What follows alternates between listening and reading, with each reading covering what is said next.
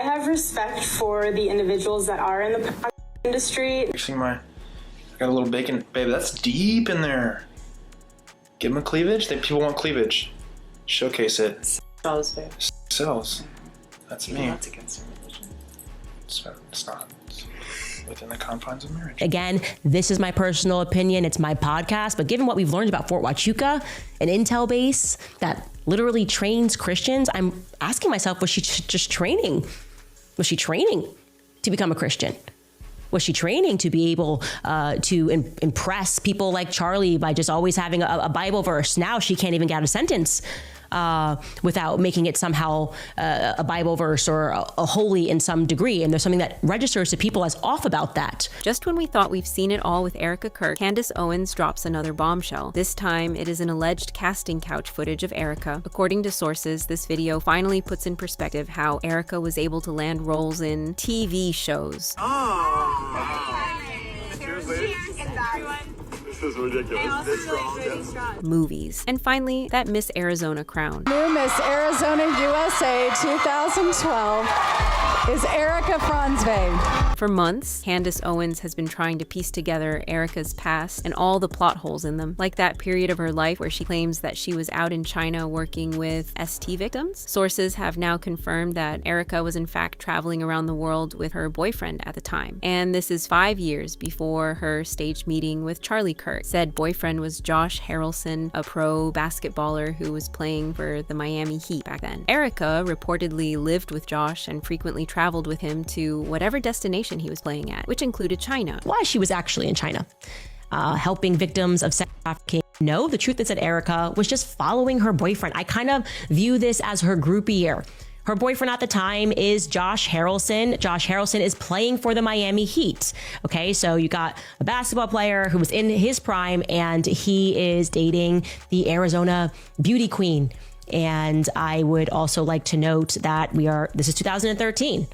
So we are 5 years before she met Charlie. And as if it couldn't get any worse, Erika always claims that she learned Christianity from her mother, Lori Franzwe, but that is quite controversial because we now know that Lori allowed Erika to have sleepovers at her boyfriend's, and in the same light, they were also frequently welcomed in Lori's house, which is far from what any Christian mother would do. Say, like, your mother taught you Christianity. My mother taught me Christianity. No, your mother allowed your boyfriends to live in the house too and have sleepovers. That's like the opposite of coming from a deeply faithful Christian household. Letting the boyfriend sleep in the house with your daughter is like, so I would never in a million years allow my daughter to have her boyfriend sleep over.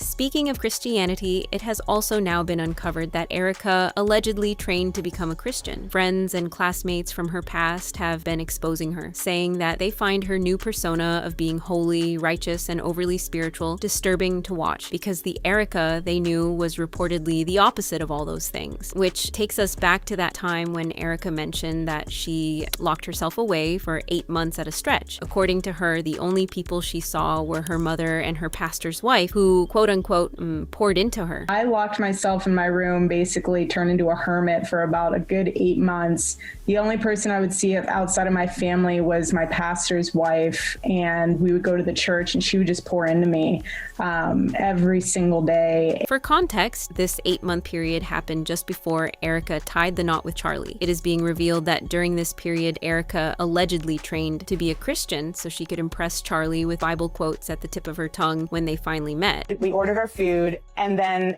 that's when the grilling started happening. Like, that's when the interview process started happening. So I'm like, okay, this is a legit interview. Like, let's go. I'm glad I had my coffee. Like, I'm ready to debate you about Aristotle and Socrates, and you want to talk about theology? Let's do it. The pastor who is believed that Erika trained with is Terry Christ and his wife Judith. Mind you, Pastor Terry is reportedly best friends with Brain Houston, a New Zealand pastor who was exposed for covering up his father as a pedophile. Pastor Terry Christ has a very interesting background. So he is very good friends with Brian Houston, who was the founder of Hillsong. And like you said, he was very much like he covered up his father's pedophilia for years, and he actually never got charged for it. And so Brian Houston resigned eventually, and then right afterwards, Pastor Terry Christ also resigned from his church that he was leading, but he said it wasn't related. So this wouldn't be the only pastor with questionable faith that Erika is closely associated with. Erika launched her Make Heaven Crowded tour, where she partnered with Pastor Greg Laurie from Harvest Christian Fellowship. As of early 2026, Harvest Christian Fellowship and its lead pastor, Greg Laurie, are facing 22 consolidated federal lawsuits related to allegations of minor SA and CT operations in Romania. Despite these charges, Pastor Greg Laurie still remains undetained and uninvestigated. As a matter of fact, just a couple of months ago in March, he was part of a group of evangelical leaders who were in the Oval Office to pray for the president. The more we go down this rabbit hole, the more Erika's reported lies get exposed. Her claim that she never drank or dated in New York has been revealed to be a lie. I never dated here because I saw vicariously through my roommate how terrible it was. Somehow getting drinks was the replacement of having coffee and breakfast. I personally would rather have coffee or brunch with someone than going, I don't drink. I find it unproductive, not because I'm holier than whatever. I just don't operate that way. But I always thought it was very strange how she would go to drinks with one guy and then go to dinner with another. Erika allegedly fabricated her lifestyle to fit the role of a woman who Charlie Kirk would be attracted to. The honeypot theory becomes evident by the day, particularly when you rewind that interview with Barry Weiss, where she says, if you want to attract a man like Charlie Kirk, then you have to be the type of woman that can attract a Charlie Kirk. So if you're expecting to marry someone that I was blessed with, like a Charlie, you have to be the type of woman that will attract a Charlie. Are you going to church? Are you going to Bible study? Did you tell your pastor that you are ready for the Lord to bring into your life the man that you've been praying for? However, the Lord never brought Charlie into Erika's life. Evidence suggests that Erika's mother, Lori Francevy, and her alleged ex-boyfriend Tyler Bowyer worked the ropes to put Charlie in the same space with Erika. Erika has always claimed she just happened to bump into Charlie at an airport in Israel, but Candace revealed that she was physically standing right next to Charlie when it happened. But when Erika tells the story, she consistently erases Candace from it. Why? Maybe it's because acknowledging Candace was there ruins the narrative. But just know that nothing is by mistake. Nothing. I will never forget the time I was in Israel with my husband, that was the second time, but the first time with my mother on a pilgrimage. And I was standing in the ticket line. And I remember looking behind me, and in the snake of the ticket line was a guy who looked very familiar. I had no idea who he was.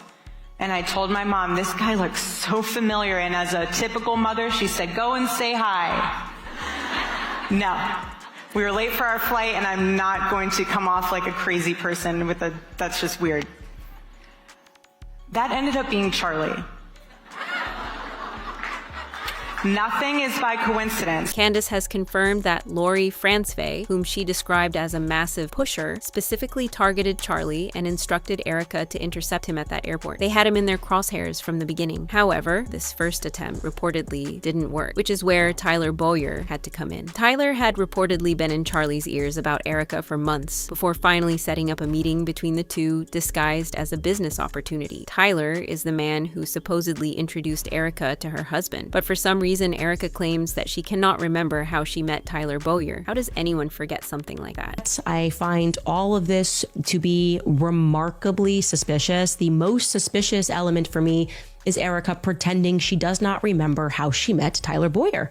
And both of them changing their stories. Tyler Bowyer responded to somebody on X and said he met her.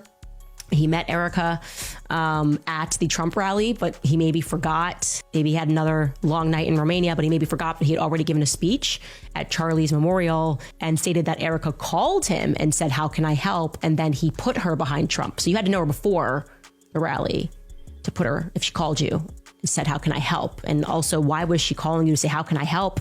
Erika had a pretty big life. And then Erika tells me that she knew him through some congressman she thinks it could have been a senator from Arizona, she thinks, but she's not sure. No one is buying that story, and maybe it's because the reality is that Lori, Erika, and Tyler all go way back. They were all moving in the exact same shady Arizona charter school circles in 2010. They graduated the same year. Candace even suggests their ties could go all the way back to operations in Romania or even Afghanistan. This isn't a group of grassroots activists. This is an established network. In November 2010, Erika filmed a movie trailer called November Renaissance. The plot was a female spy who engaged in a high-level corporate espionage against a global organization. Where was it filmed? Fort Huachuca and Sierra Vista, the exact Army intelligence hubs tied to the military drones, Lori's defense contracts, and the Charlie Kirk investigation. But it goes even way deeper than this. Erika was allegedly never the girl of Charlie's dreams. Per Candace Owens' revelations, her past boyfriends describe her as a social climber who was willing to do anything to get to the top. Erika allegedly took on every project that would get her in front of a camera and make her famous, even if the deal came with shady undertones, as we have now come to see. According to reports, Erika winning Miss Arizona was not by chance like she wants the public to believe. Apparently, she had been practicing for that position for a long time, building the connections, tying the bonds, and allegedly greasing the elbows of individuals who could get her where she wanted. From what we know about the pageant world, winning doesn't come easy without sacrifices, and according to the receipts, Erika made hers. But right now, it's all been exposed, and Candace Owens has vowed not to stop until the truth finally finds its way to the light. However, more importantly, we would like to know what your thoughts and opinions about this matter are, so please leave them down in the comments. Don't forget to hit that like and subscribe button, and watch this next video and watch TPUSA getting exposed further.